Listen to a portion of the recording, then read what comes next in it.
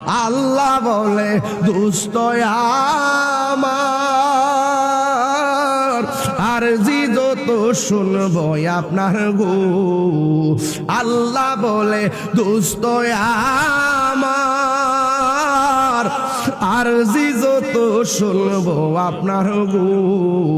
যা চাইবেন তা পাইবেন, যা চাইবেন তা পাইবেন, কোনো না গয় অপমান।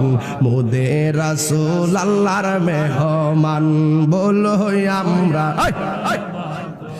আন মোদের রাসূল আল্লাহর মেহমান। জোরে জোরে কি আল্লাহু আকবার বলা যাবে না? আমার নবী মিনাল মাসজিদুল হারাম ইলাল মাসজিদুল আকসা, আমার নবী মসজিদে আকসা গেছে। এই মসজিদে আকসাটা কিন্তু বাজান ইন্ডিয়াতে না, এটা হলো ফিলিস্তিনে। এই মসজিদে আকসা ছিল মুসলমানদের প্রথম কিবলা। যে এই মসজিদের কথা আমার আল্লাহ কোরআনের সূরা বনী ইসরাঈলের মধ্যে উল্লেখ করেছেন। আমার নবী মেরাজে যাওয়ার সময় মসজিদে আকসার মধ্যে গেছে। এই জন্য মুসলমানরা মসজিদে আকসার প্রতি দুর্বল। ইসরায়েলের গুন্ডা বাহিনীরা যেই মসজিদকে ভাঙ্গার জন্য ষড়যন্ত্র শুরু করলো, কিন্তু আমার নবী, আপনার নবী যেই মসজিদের মধ্যে নামাজ পড়েছেন, আমি আপনাদের কাছে বলতে চাই, জবানটা খুলে কোন এই মসজিদকে রক্ষা করার দায়িত্বকে শুধুমাত্র ফিলিস্তিনের একলা নাকি সকল মুসলমানদের? সব মুসলমানদের দায়িত্ব। এই জন্য ফিলিস্তিনি মুসলমানদের বর্বর হামলা আমরা মেনে নিতে পারি নাই। মসজিদে আকসার উপরে আক্রমণ আমরা মেনে নিতে পারি নাই। আমার নবী মসজিদে আকসার মধ্যে গেল, যেই মাত্র গেল আমার নবী যাইয়া সেখানে 2 রাকাত নামাজ পড়ে। কয় রাকাত? আর যুবকরা কোথায়? জোরে বলে কয় রাকাত?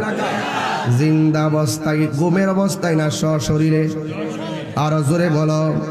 সশরীরে নবী নামাজের মেহরাবে দাঁড়াইছে।